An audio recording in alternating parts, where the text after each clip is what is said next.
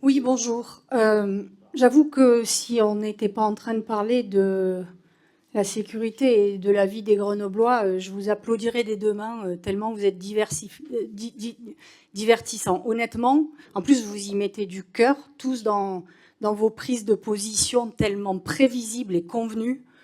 Si je prends la majorité ou la gauche qui n'est pas dans la majorité, vous avez Madame Vadelec qui commence en disant oh, bah, je suis contre Monsieur Carignon. Vous avez Monsieur Gentil qui parle de caricature, démagogie, slogan politique, culot phénoménal. J'ai noté tellement c'était incroyable, quoi.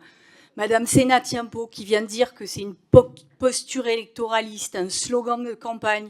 Alors Monsieur Carignon, Monsieur Confesson, pardon, comme quoi, qui accuse Monsieur Carignon de dogmatisme, de communication tapageuse, mais qui, après l'avoir accusé de dogmatisme, nous explique que eux, ils sont fermes et définitifs sur la proximité, la médiation, comme si ça, c'était pas du dogmatisme. Et alors, le couronnement de ça, vous avez Madame Tavel, qui nous explique que de toute façon, tout a tellement été bien fait dans le domaine de la sécurité. Tout est impeccable, la police, tout est assumé, voilà, la politique assumée, tout va bien. Ceci étant, pardon, mais quand M. Carignon répond que Mme Sénat-Tiempo et M. Gentil est démagogue, ou que M. Confesson le met au défi, et que c'est une opposition de principe, en fait, c'est pas mieux.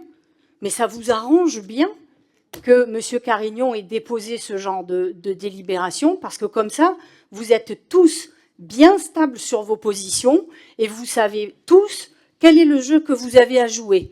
Mais tout le monde le sait, que la délibération posée à ce moment-là, et d'ailleurs les Grenoblois aussi, savent très bien que c'est lui donner une tribune politique. Et là, honnêtement, on en est à plus de 45 minutes, sans compter la prise de parole de M. Carignon à l'origine quand il a présenté la délibération, pour lui faire une tribune politique. Alors, s'il faut aller, vous en jouez, s'il faut aller à l'opposition, enfin à l'affrontement, allons-y, mais pas dans les postures stériles comme vous l'avez là.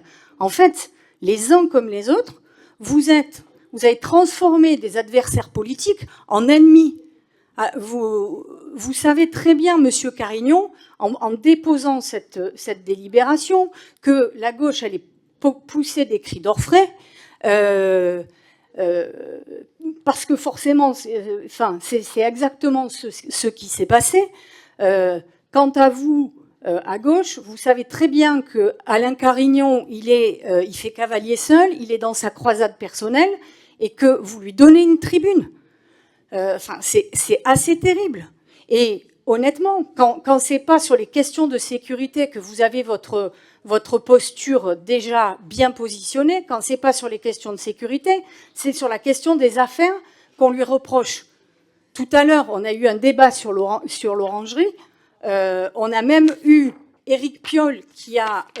pardon, monsieur le maire, excusez-moi. On a même eu monsieur le maire qui a repris la fiche Wikipédia pour dire combien il avait été condamné, combien il était pas... Il était infréquentable. Madame Delatte qui a pris la parole dessus. Monsieur Confesson aussi. Chacun dans son domaine. Mais c'est absolument incroyable. Comme si, en fait, il était de bon ton dans la gauche grenobloise d'avoir un jour tapé sur Alain Carignon. C'est quoi le problème?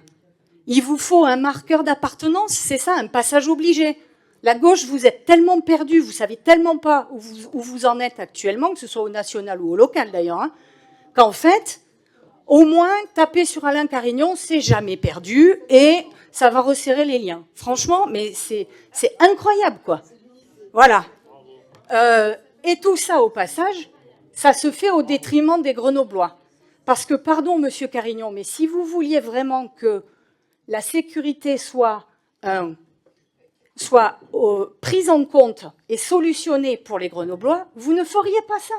C'est évidemment, vous aussi, vous êtes dans la posture. Vous agitez un chiffon rouge, vous le savez bien qu'ils vont réagir comme ça.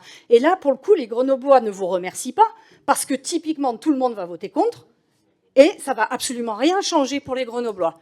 Et pendant ce temps, en fait, vous confisquez vous confisquez le débat municipal, parce que pendant ce temps, on ne parle pas ni de rénovation urbaine et de mobilité, lac de la Villeneuve, place de Metz, Jeanne d'Arc, etc., l'esplanade. D'ailleurs, là où la majorité a même réussi à s'aliéner les citoyens. On ne parle pas du logement social, des passoires thermiques, de la ville nature, on ne parle pas de la démocratie locale que vous avez flinguée avec les unions de quartier et les CCI, des commerces qui ferment, etc., etc.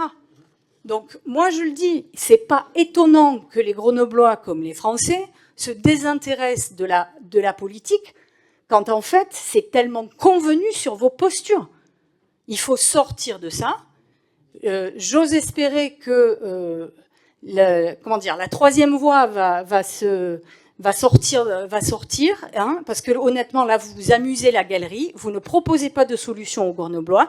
Moi, je dis aux Grenoblois, écoutez bien ce qui se joue ailleurs, parce que aucun de vous deux ne propose de réelles solutions.